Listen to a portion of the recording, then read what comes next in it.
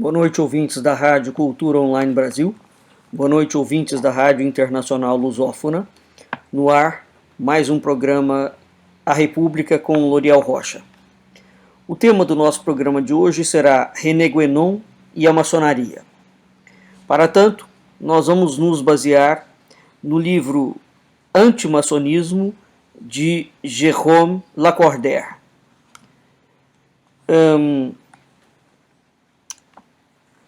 A maçonaria, vista de cima, do ponto de vista do que eles chamam de estrela Sírius, poderiam dizer alguns, é a maçonaria vista pelos esoteristas tradicionalistas. No Ocidente existe uma confusão muito corrente, sobretudo no Brasil, dos termos esoterismo, misticismo e ocultismo. O caso no Brasil é grave, porque esses temas são misturados como significando uma única e mesma coisa, e na verdade não são, além de não existir um entendimento histórico das diferenciações desses usos e dessas expressões ao longo da história ocidental. Então, a palavra esoterismo, no século XIX, no século XX, no século XIX tem um sentido. A palavra esoterismo no século XX tem outro sentido. E a palavra esoterismo na Idade Média, bem como a palavra esoterismo entre os gregos e no início do cristianismo, tem outro sentido. Portanto, no mínimo, nós temos 4 ou 5 sentidos completamente diferentes para as palavras esoterismo, misticismo e ocultismo. No Brasil, repito, essas expressões que têm significados, textos e contextos absolutamente precisos são não só misturados, como entendidos como significando uma única e mesma coisa. Bem, voltemos. Então, a maçonaria, do ponto de vista da chamada estrela Sírius, é aquela maçonaria vista pelos esoteristas tradicionalistas. Jean Rivière, após ter sido maçom, abandonou a maçonaria e tornou-se durante a ocupação de Vichy num dos seus adversários mais virulentos, antes de terminar os seus dias no Ceilão, num mosteiro budista. Mais importante ainda são as duas grandes figuras do esoterismo tradicional no século XX, que foram René Guénon e Júlio Evola. René Guénon foi também maçom da Grande Loja da França, e ele não se cansou de criticar os desvios da maçonaria moderna, onde continuou, no entanto, a haver restos de uma iniciação autêntica. Então, para René Guénon, primeiro ponto, a maçonaria é uma sociedade iniciática. Júlio Evola, em compensação, mostrou-se particularmente hostil à maçonaria moderna, onde ele via, sobretudo, uma obra de subversão sem grandes ligações com as sociedades verdadeiramente iniciáticas. Veja, ambos são esoteristas, hein? Os dois podem, porém, ser comparados devido à defesa de uma única tradição primordial, de onde derivariam as diferentes sociedades iniciáticas. E mesmo assim, o conceito de sociedade de tradição primordial que Júlio Evola e René Guénon advogam são completamente distintos. Isso nos dá uma nota de como este assunto deve ser abordado dentro das suas especificidades e não genericamente, como se tem feito no Brasil. De 1906 à Primeira Guerra Mundial, René Guénon foi sucessivamente, por vezes, ao mesmo tempo, o superior desconhecido na Ordem Martinista de Papus, membro da loja Humanidade, do Rito Nacional Espanhol e do capítulo e templo INRI, do Rito Primitivo e Original Sueco-Borgiano, grau 30/90, no Supremo Conselho de Mênfis e Mizraim, líder de uma ordem do templo, que, como seus predecessores alemães, foi acusada de jesuitismo e maçonismo da loja Tebá, da grande loja maçônica da França. Após a guerra, ele cessou toda a sua atividade maçônica ou paramaçônica e aproximou-se dos meios católicos. Todavia, ao contrário do seu amigo Louis Charbonneau-Lessard, o iconógrafo católico não manifestou qualquer hostilidade contra a maçonaria, mas continuou a desenvolver, em diferentes obras e artigos, os seus pontos de vista sobre a maçonaria. Obviamente, sabe-se que Guénon, com o pseudônimo Esfinge, colaborou na revista Clarin de la Rive, a franco-maçonaria antimaçônica, da qual se tornou diretor em 1913. Contudo, é necessário prestar atenção para não confundir esta revista com a sua adversária, mais do que concorrente, a chamada Revista Internacional das Sociedades Secretas, de Monsignor Juin. Efetivamente, Guénon teve algumas polêmicas com esta revista. Ele sabia muito bem que no caso Taxil tinha havido influências satânicas, mas julgava não se encontrarem onde eram procuradas. Segundo a sua opinião, a denúncia taxiliana da maçonaria fazia o jogo da contra-iniciação, opondo estas duas sociedades autenticamente tradicionais, que eram a Igreja Católica e a franco-maçonaria. Ainda que a primeira parecesse ter esquecido seu esoterismo, e é preciso entender o que é o esoterismo aqui, e a franco-maçonaria não fosse além de uma limitada iniciação aos pequenos mistérios. Para Guénon, a franco-maçonaria, ao passar de operativa a especulativa, perdera a sua força original. Ele fala o seguinte, abre aspas, a passagem de operativa a especulativa, muito longe de constituir um progresso, como desejariam os modernos que não compreendem o significado, é exatamente o contrário do ponto de vista iniciático. Implica não forçosamente um desvio propriamente dito, mas pelo menos uma degenerescência no sentido de uma diminuição. E esta diminuição consiste na negligência e no esquecimento de tudo o que é realização, porque é aí que reside o verdadeiramente operativo, para deixar subsistir somente uma visão puramente teórica da iniciação. Fecha aspas. Ele acrescenta, no entanto, que a partir do momento em que a filiação autêntica e legítima seja mantida e perdure uma certa consciência da natureza iniciática da organização, a degenerescência não é irremediável e é sempre possível uma restauração em função dessa mesma filiação. Todavia, Guénon esclarece que, admitindo pensar na maçonaria, abre aspas, quando as preocupações sociais tomam uma forma especificamente política, no sentido mais restrito da palavra, a degenerescência corre o risco de se tornar quase irremediável. Fecha aspas. Foi o que aconteceu ao carbonarismo, e é o que ameaça talvez certos ramos da maçonaria. Foi também o que começou com Anderson e com Desaguille, que são os primeiros responsáveis do desvio da maçonaria moderna, que fizeram desaparecer com fins que nada tinham de iniciáticos os documentos da antiga maçonaria operativa, mas nem chegaram a destruir totalmente o que se transmitia com os símbolos antigos. Se denuncia Anderson e Desaguille. René Guénon, ao invés de muitos maçons, não condena a supressão das afirmações dogmáticas pelo Grande Oriente de França, bem como dos seus émulos. Muito pelo contrário. Ele protesta altamente contra uma campanha mais ridícula do que odiosa, levada a cabo há algum tempo contra a maçonaria francesa em França, em nome de um suposto espiritualismo que nada tem a ver com esta circunstância. Efetivamente, para René Guénon, a regularidade maçônica não é caso de teísmo ou deísmo, e ainda menos de espiritualismo, contra o qual ele não encontra palavras suficientemente duras, mas desta ortodoxia, segundo ele, que consiste, antes de mais, em seguir fielmente a tradição, a conservar com cuidado os símbolos e as formas rituais que exprimem esta tradição, rejeitando toda a inovação suspeita de modernismo.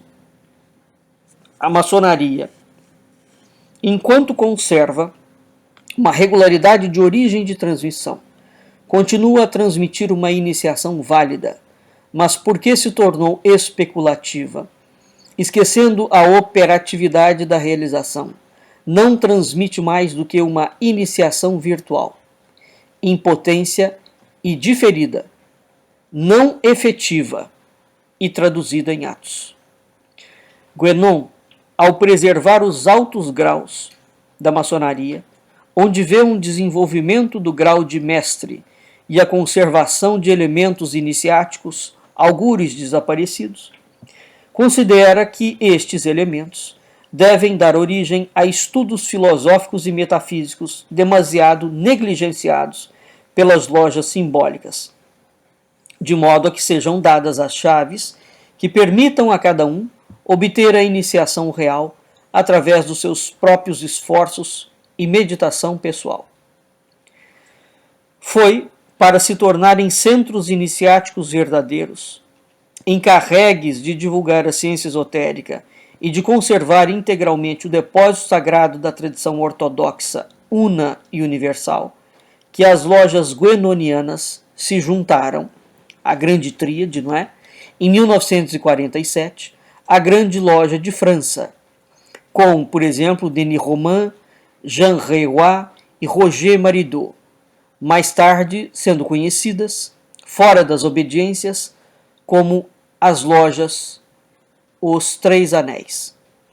Fora destas duas lojas, o trabalho de elucidação levado a cabo por Guénon incitou um grande número de maçons de diferentes obediências, nomeadamente da Grande Loja Nacional Francesa, como Jean Baillot, mas não só, a considerar e aprofundar as dimensões metafísicas dos seus símbolos.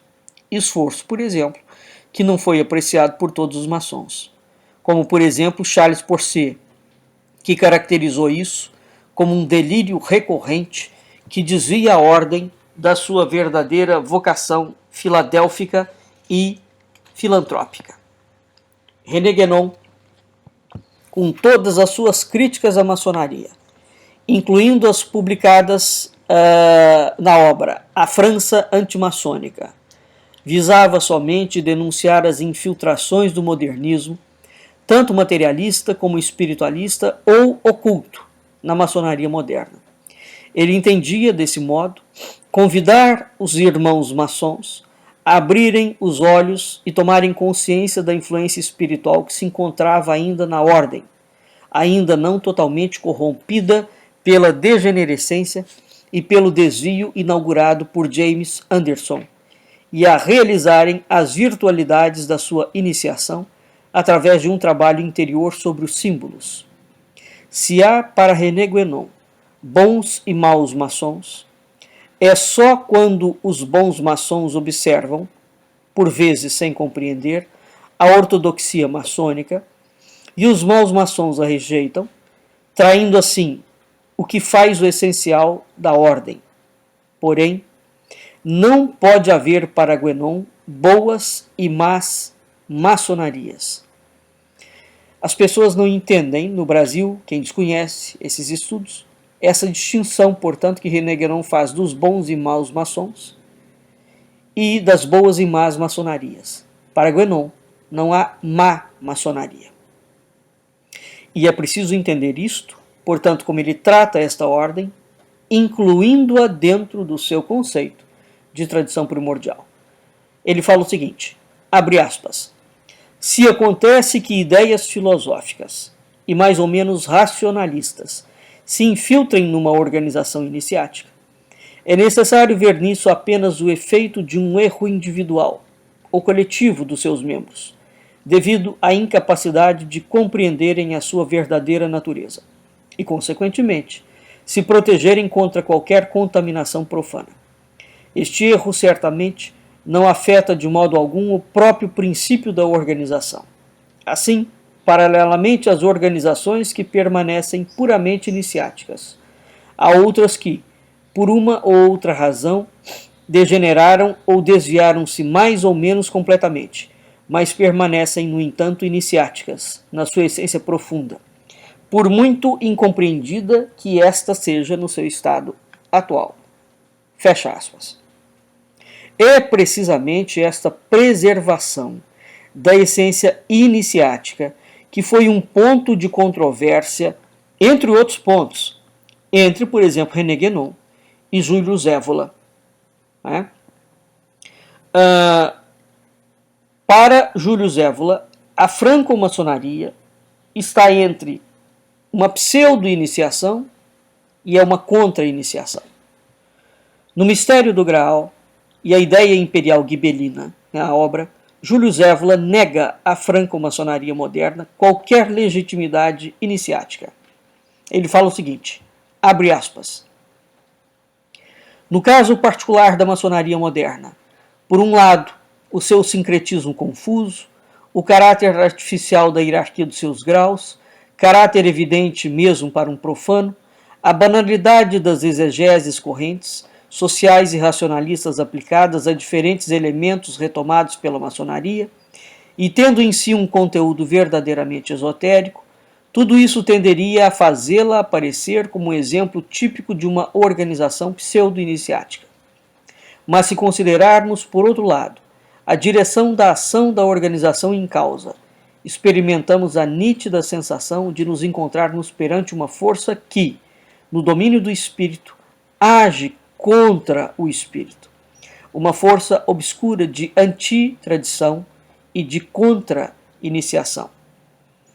Fazendo referência a essas linhas, fecha aspas, fazendo referência a essas linhas, Júlio Zévola acrescenta o seguinte, o arco e o maçom. Abre aspas, na maçonaria, já não se trata de uma iniciação real e experimental, mas de vestígios assumidos por um ritualismo artificial e inoperante, para não dizer pior por vezes. Fecha aspas. Em poucas palavras, portanto, nós vemos aqui que a concepção de René Guénon e de Júlio Zévola, no que diz respeito à maçonaria, divergem substancialmente. Portanto, a concepção de esoterismo também. E no Brasil, curiosamente, ambos os autores são tratados como se fizessem parte de um mesmo e único pensamento. Não fazem. Júlio Zévola e René Guénon têm visões, e muitas das vezes, não só diametralmente opostas, mas bem como antagônicas mesmo, no sentido de que uma exclui a outra. Então, em poucas palavras, nós vimos, através de um processo de involução da organização iniciática, para René Guénon, para Júlio Zévola, a maçonaria instaurou um processo de involução da organização iniciática. A influência espiritual retirou-se da maçonaria moderna e ela foi substituída por uma influência propriamente demoníaca. Para Júlio Zévola, essa situação só se verificou até a antiga maçonaria operativa, não marcada por uma certa degenerescência, uma vez que ela usurpou o arco real, que é a arte da segunda casta, a dos guerreiros, para o atribuir à terceira casta, o terceiro estado, ao qual só dizem respeito legitimamente as iniciações de ofício. Após esse primeiro desvio, vêm os seguintes, mais graves ainda, e eles resultam da adoção, desde 1717, por uma parte sempre mais dominante da maçonaria, de ideologias iluministas, humanitárias e igualitárias. Embora uma certa autenticidade tenha permanecido na maçonaria de Martinez de Pasquales, de São Martinho e de Mestre, maçonaria propriamente operativa no sentido que Guénon confere a este vocábulo. A sua impotência em resistir aos modernismos maçônicos testemunha a sua profunda degenerescência. Ora, na recuperação de símbolos de tradições iniciáticas diversas, onde René Guénon vê uma obra de conservação, Júlio Zévola denuncia um caráter inorgânico e sincretista.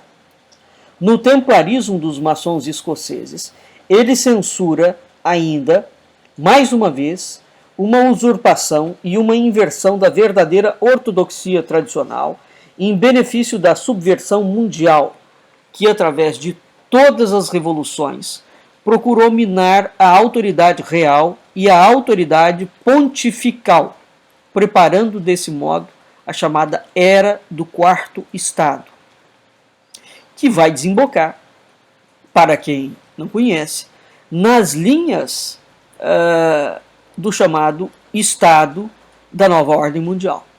Bom, relativamente às lojas inspiradas em Guénon, na França, que procuram regressar às origens operativas da maçonaria original, Évola verifica a pouca influência que existe nas grandes obediências e na hierarquia católica. O discurso de Évola sobre a maçonaria é, por isso, de uma forma bastante clássica, ainda que esotérica, do discurso antimaçônico do desvio. Uma organização autenticamente iniciática, ainda que já corrompida originalmente por um certo desvio, a chamada usurpação do arco real, é pela direção de mestres não qualificados e pela infiltração de agentes do exterior, dos quais, em primeiro lugar, os judeus, e é preciso entender qual é o judeu a que ele está se referindo, progressivamente corrompida e esvaziada da doutrina metafísica ortodoxa, para se tornar na presa e no instrumento das forças de subversão mais obscuras que beneficiam da persistência no seu interior de elementos rituais e tradicionais. E os inverte. Ele fala o seguinte, abre aspas, é precisamente porque a maçonaria possuía ainda uma herança tradicional que provém em si mesma de outro nível, que se pode supor que ela é um dos corpos nos quais influências muito mais ocultas do que imagina polêmica política agiram de maneira sinistramente destrutiva e, diga-se, demoníaca. Uma coisa é certa, no invisível, na maçonaria, como na Revolução Mundial, na maçonaria, como na Revolução Mundial, representa um papel importante, mas é um invisível no sentido propriamente infernal do termo, que temos o dever de combater sem divisões. Fecha aspas.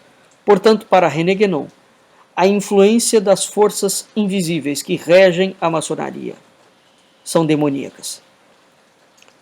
Bem, embora exista um grande número de pontos de convergência entre o que foi exposto por René Guénon sobre a tradição e o pensamento de Júlio Zévola, os pontos de divergência são também numerosos e muito importantes, inclusive sobre a maçonaria. Postos em contato por um maçom, o Arturo Reghini, Guénon e Évola explicaram-se tanto nas suas obras e artigos como em correspondência. Júlio Zévola assinala o seguinte, abre aspas, o diagnóstico que considera, com toda razão, a maçonaria como um sincretismo pseudo-iniciático, transportado por forças ocultas da contra-iniciação. Diagnóstico que se pode estabelecer de acordo com as opiniões do próprio Guénon. É mais ou menos explicitamente contestado por ele. Fecha aspas. Com efeito, esse diagnóstico é claramente contestado por Guénon. Por quê? Se este reconhece efetivamente, no caso de Guénon, se Guénon reconhece efetivamente que existe uma degenerescência que faz remontar como Évola a passagem da maçonaria operativa à especulativa e a Anderson, que é o autor das chamadas constituições, as constituições de Anderson, e se reconhece ainda como Évola, que a contra-iniciação, contrariamente à pseudo-iniciação, deve, de certa forma, ligar-se à mesma origem da iniciação. É a fonte de onde procede, através de uma extrema degenerescência e de uma inversão. Ela julga, no entanto, que não se pode reorganizar toda a maçonaria como tal na categoria da contra-iniciação. Para René Guénon, a degenerescência da maçonaria não é irremediável, porque não existe uma descontinuidade radical, nem de inversão entre a maçonaria operativa e a maçonaria especulativa. René Guénon fala o seguinte, abre aspas, mesmo se houve cisma, a filiação, e ele coloca esse cisma entre aspas, a filiação não é interrompida e permanece legítima apesar de tudo. A maçonaria não é uma organização fundada no início do século XVIII. E de resto, a incompreensão dos seus adeptos e mesmo dos dirigentes não altera em nada o valor próprio dos ritos e dos símbolos, dos quais ela permanece a depositária. Ora, os cismas são as rupturas, as divisões, são frequentes dentro das maçonarias, né? Portanto, quando nós vamos ler esses autores, é preciso ter muito cuidado, porque eles têm uma terminologia muito específica. Sobretudo, é preciso prestar atenção, além dos termos e dos significados, o que eles colocam entre aspas, tá?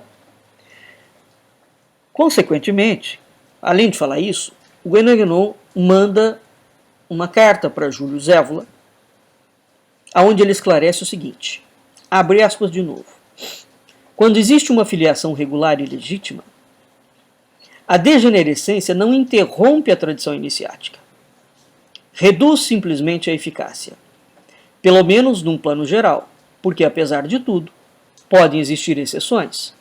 Fecha aspas. Guénon acrescenta que aqueles que não aderiram ao cisma em 1717, portanto, quando a maçonaria passa de operativa para especulativa, então Guénon fala que 1717 é a fase do cisma, né?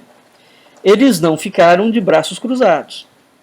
E evoca o restabelecimento do grau de mestre, a ação dos antigos, assim como a distinção a operar entre a maçonaria latina e a maçonaria anglo-saxônica.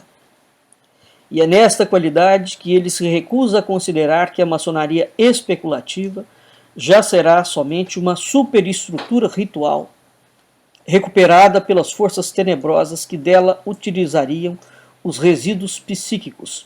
Por quê? Aí Guénon vai explicar. Abre aspas. Para poder falar da utilização de resíduos psíquicos, que ele coloca entre aspas, ou de vestígios, seria necessário supor que a maçonaria operativa tinha então deixado de existir, coisa que não é exata, uma vez que ela ainda existe hoje em dia em alguns países, enquanto em Inglaterra, entre 1717 e 1813, isto é, da criação da Grande Loja de Londres à sua unificação com os antigos, ela intervém eficazmente para completar algumas coisas e corrigir outras, pelo menos onde isso era ainda possível numa maçonaria reduzida a não ser mais do que especulativa. Fecha aspas. Veja, portanto, para René Guénon, em 1717 acontece um cisma e ele separa realmente a maçonaria latina da maçonaria anglo-saxônica. Portanto, a maçonaria anglo-saxônica é aquela maçonaria que vai se transformar em maçonaria especulativa.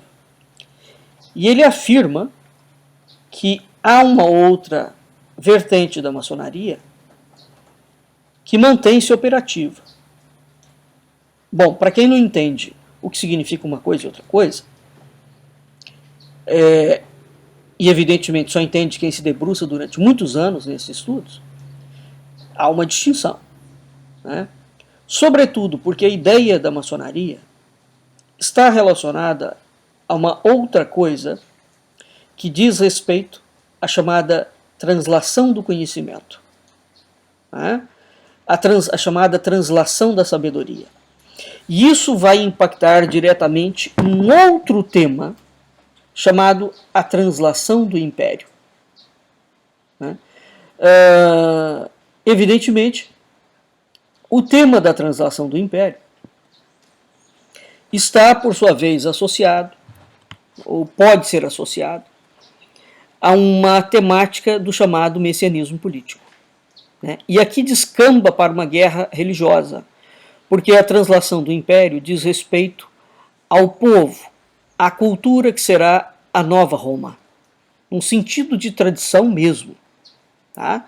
Portanto, esses assuntos são muito complexos, repito, e a gente tem que ter muito cuidado na hora de estudar.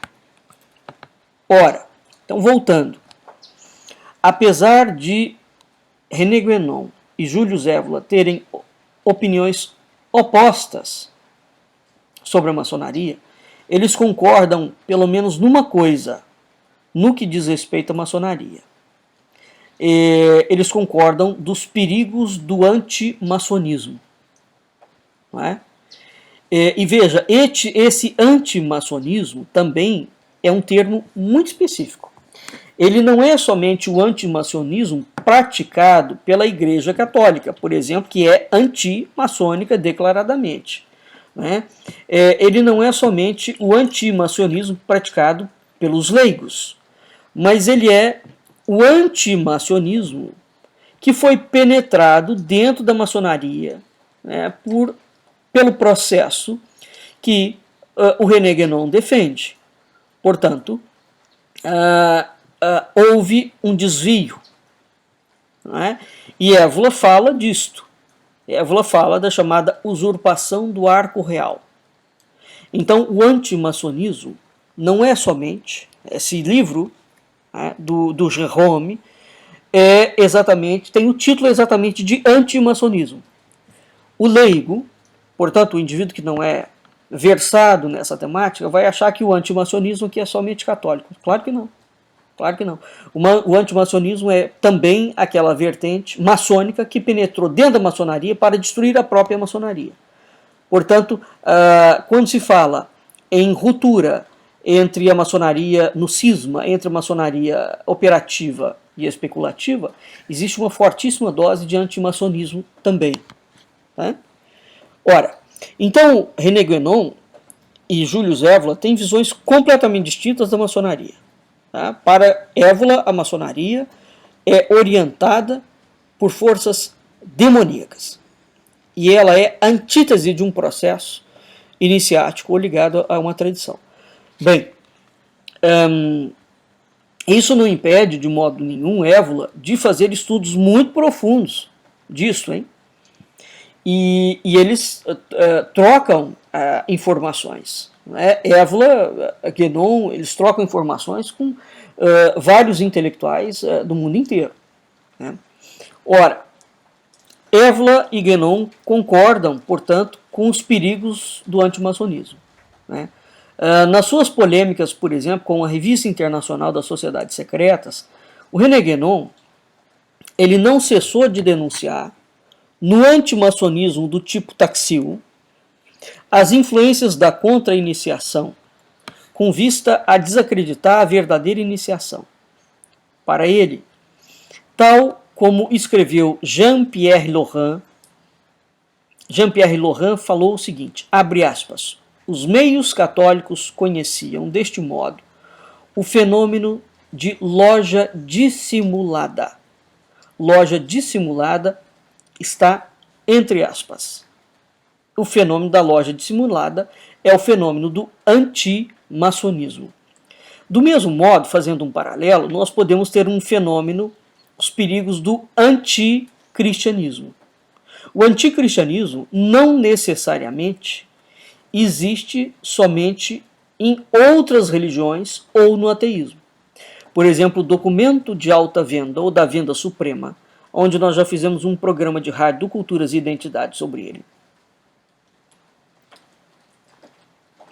Fala, entre outras coisas, exatamente de um movimento de penetração maçônico dentro da Igreja Católica para criar um anticristianismo. Portanto, você usa da doutrina, dos pressupostos teóricos, conceituais, dogmáticos, doutrinários, etc., teológicos, etc., do cristianismo, como veneno para criar um cisma dentro do próprio cristianismo, e evidentemente é a chamada loja dissimulada. Né? Então Pierre Laurent fala isso. Évola, por seu lado, censurava na hipótese extremista, segundo a qual os judeus teriam criado a maçonaria, visando inteiramente uma dominação oculta do mundo. Né? Évola censura isso, e ele falta que há uma seriedade nessa propositura. Portanto, os indivíduos que acusam Júlio Évola de ser antissemita, por exemplo, é inegável que a obra de Évola foi usada pelo fascismo e pelo nazismo. Entretanto, os vídeos de Évola sobre isso e os estudos dele são absolutamente claros. Quer dizer, aquela usurpação foi uma usurpação indevida. Ele nunca apoiou nem o nazismo, nem o fascismo, pessoalmente. Agora, que a obra foi utilizada, foi. Né? Portanto, o Évola fala de uma atividade judaica? Fala. Evidentemente que fala. Como ele fala de uma cristã, como ele fala de um esoterismo, fala. E é preciso entender isso. Bom, então o próprio Júlio Évola censura essa hipótese de extremista que afirma que os judeus teriam criado a maçonaria visando uma dominação oculta do mundo. Ele diz que há uma falta de seriedade disso. Além disso, ele coloca o seguinte, abre aspas, o emprego subversivo do mistério, que se produziu através de um fenômeno de inversão, nomeadamente na maçonaria, serviu de alimento a uma teoria extravagante do catolicismo militante, aquela segundo a qual toda a tradição iniciática teria tido em todas as épocas um caráter tenebroso, diabólico, anticristão e, consequentemente, subversivo. E, imediatamente, ele acrescenta, visando o René Guénon, e ele fala o seguinte, não será esta tese acarinhada por aqueles que atribuem à maçonaria inconsideradamente um caráter de ortodoxia e de filiação iniciática autêntica. Então vejam, por essas pequenas trechos, né, das obras de Guénon e de Évola, nós vemos que eles estão falando de coisas completamente distintas. Completamente distintas.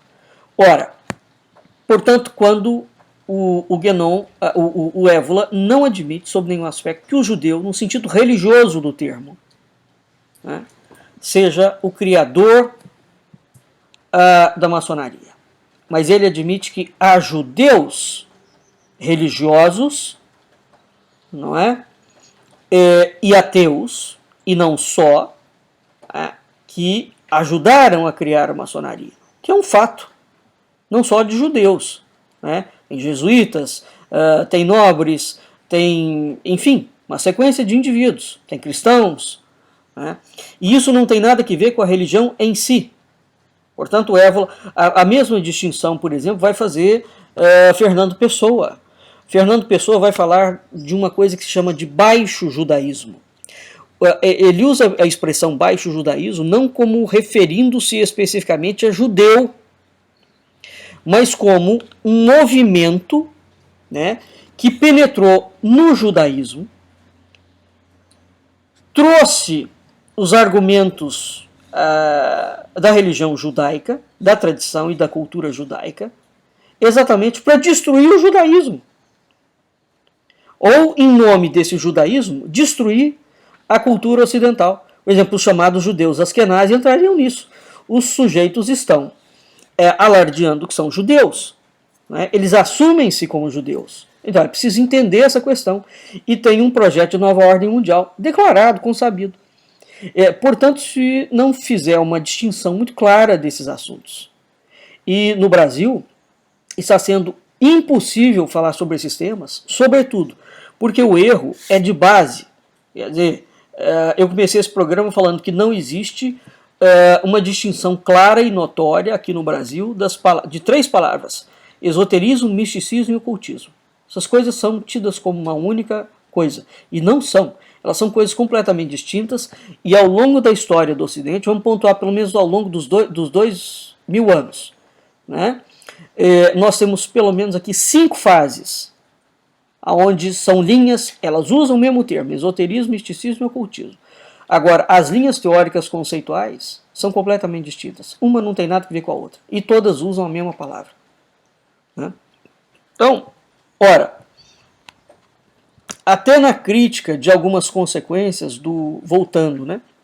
Até na crítica de algumas consequências do chamado antimaçonismo, o Júlio Zévola permanece como um antimaçom do tipo dos que viam no antimacionismo de Taxil e na desmistificação que ele fez uma obra da maçonaria. Né? Então, quando você fala o sujeito é antimaçom, ok, é preciso definir o que é isso. Tá? O antimacionismo tradicional tem muitas afinidades com o seu homólogo religioso. Como ele, o antimacionismo denunciava a atividade subvertida e a heterodoxia de toda ou parte da maçonaria moderna. Como ele, falo também em nome de princípios doutrinais mais ou menos intangíveis. O antimaçonismo, como seu homólogo religioso, dedica-se a opor filiações de heresiarcas e de fiéis. Todavia, o antimaçonismo diferencia-se porque é no próprio seio da maçonaria e não no exterior que os antimaçons tradicionais traçam a fronteira entre os bons e os maus. De um lado, os maçons religiosos ou operativos, simbolistas, regulares. Do outro lado, os maçons ateus, chamados especulativos, modernos, racionalistas, irregulares. Todos são, no entanto, maçons. Traidores, talvez. Mesmo assim, maçons. Então, veja, não se pode, repito, sob nenhum aspecto, ao tratar do tema da maçonaria, colocar no mesmo saco a interpretação e a visão de René Guénon e de Julius Evola. Tá? Bem, como uma breve nota de conclusão, o antimacionismo não é tudo quanto à receptividade da ordem pelos profanos. Até se encontram muitos pró-maçons estranhos à franco-maçonaria, fascinados pelos mistérios profundos, que pensavam entrever, né, e cujo entusiasmo era vizinho do delírio. Né? É preciso entender que há antimaçons políticos e religiosos. Né? Portanto, existe uma antimaçonaria dentro da chamada maçonaria especulativa e dentro da chamada maçonaria operativa. Então, tendo em perspectiva aqui o seguinte: os maçons religiosos é a chamada maçonaria operativa. A maçonaria operativa ela é religiosa, ela é simbolista e ela é regular. A maçonaria especulativa ela é moderna, racionalista e irregular. Bem, de modo que a ideia de pensar que possa haver uma identificação plena entre a maçonaria operativa e especulativa, isso é um erro básico. No Brasil, esse erro é cometido completamente. Então, para concluir aqui, para Júlio Zévola, o templo, e é preciso entender o que ele configura como isso, foi profanado. Para René Guénon, a maçonaria, embora ele admita os cismas, a maçonaria está dentro da chamada tradição primordial e não está carregada de uma influência demoníaca, influência espiritual. E quando eles falam isso não é num sentido de insulto, não. São as forças, portanto, que estão orientando aquela organização. Nós vamos terminando por aqui e eu repito, no Brasil é preciso estudar a sério o que significa esoterismo, misticismo e ocultismo, para que não se incorra nos erros, nos equívocos e nas guerras que têm acontecido. Tá? Bem, nós vamos ficando por aqui e até a semana que vem. Um abraço.